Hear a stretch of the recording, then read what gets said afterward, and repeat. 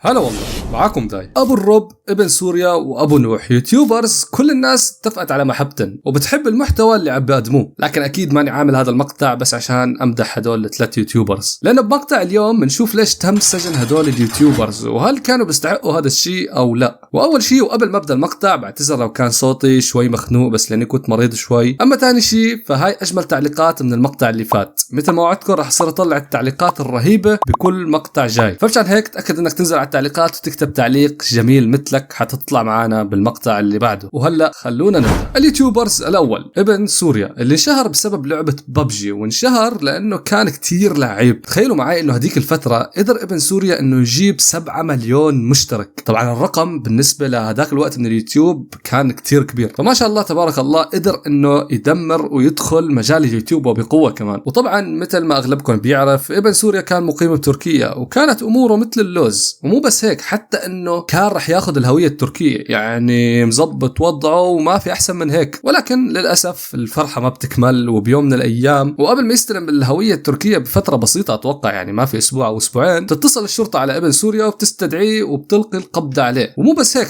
حتى انه تركيا قررت ترحيل ابن سوريا، والتهمه كانت التحريض. الشرطه بكل بساطه وصلتن صور لابن سوريا كان فيها معاه اسلحه، اسلحه، لكن الصور كانت كتير قديمه، يعني الصور عن جد كتير قديمه، حتى يمكن قبل ما حتى يدخل على تركيا. حتى انه الصور انتشرت على الانترنت، بومباكشن واي كي واسلحه تانية. وطبعا الواضح انه الشخص اللي بلغ عنه واعطى هاي الصور للشرطه كان بيعرفه شخصيا، لانه حرفيا هيك صور لهيك شخص مهم على اليوتيوب ما بتكون عند مين مكان، ما بتكون الا عند الاشخاص الموثوقين بهذا الشخص. المهم انه ابن سوريا تم ترحيله من تركيا، لكن بصراحه ما بعرف حاليا وين اراضيه، هل هو بلبنان ولا بمصر ولا باي دوله تانية، بصراحه ما بعرف. اللي بيعرف يكتب لي بالتعليقات. ايه يا ابن سوريا، نفسي افهم يا اخي ليش يعني شو الشيء اللي خلاك تتصور مع اسلحه؟ الله يهديك. بس خلينا ننتقل لليوتيوبر اللي بعده. اليوتيوبر اللي بعده معانا احمد ابو الرب. احمد ابو الرب يا جماعه الخير هو من الاشخاص اللي كنت لما اقرا كينيتو ابو الرب استغفر الله افكره كفر حرفيا، ولكن بعدين انتبهت انه اسمه ابو الرب في واو يعني فوق الراء، فيب. المهم ما علينا بالطويل، كلنا بنعرف انه احمد ابو الرب محتواه كان عباره عن انتقاد، وبسبب هذا المحتوى كان يجي كتير مشاكل وكتير وجع راس. حرفيا الناس اللي كانت بينتقدها كانت ترفع عليه قضايا بدول مختلفة، وكان هذا الشيء أثر عليه. يعني مثلا أحمد أبو الرب عايش بالأردن، تمام، ولكن لو حدا رفع عليه قضية وهذا الشخص كان عايش بدبي لنفترض، فأحمد أبو الرب أول ما ينزل على دبي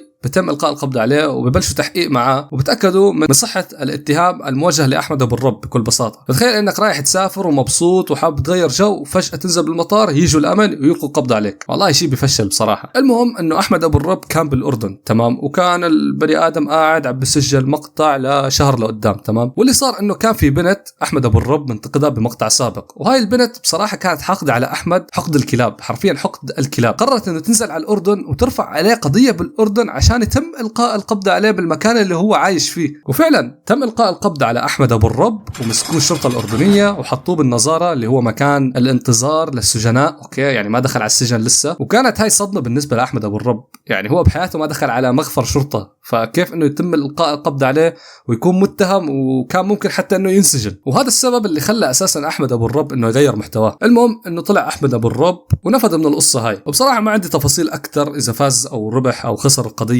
ولكن المهم إنه طلع بخير ورجع لمحتوى جبار أكتر، والله يوفقه يا رب.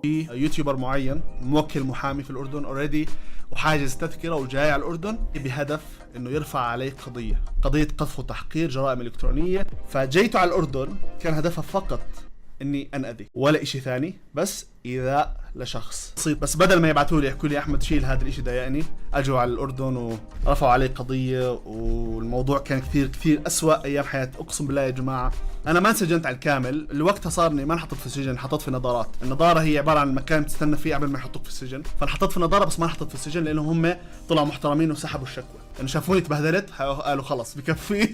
أنا مو عامل ولا شيء، كنت عامل إشي كثير بسيط، كنت حاكي جملة كثير بسيطة ما بدي أحكي لكم إياها، بس إنه إشي كثير بسيط. وانحطيت في غرفة مع واحد طاعن فلان، وواحد سرق سيارة، وواحد أبصر شو عامل. مجرمين يا جماعة، أنا كنت محطوط مع مجرمين، أنا زي الفار بينهم، فاهمين؟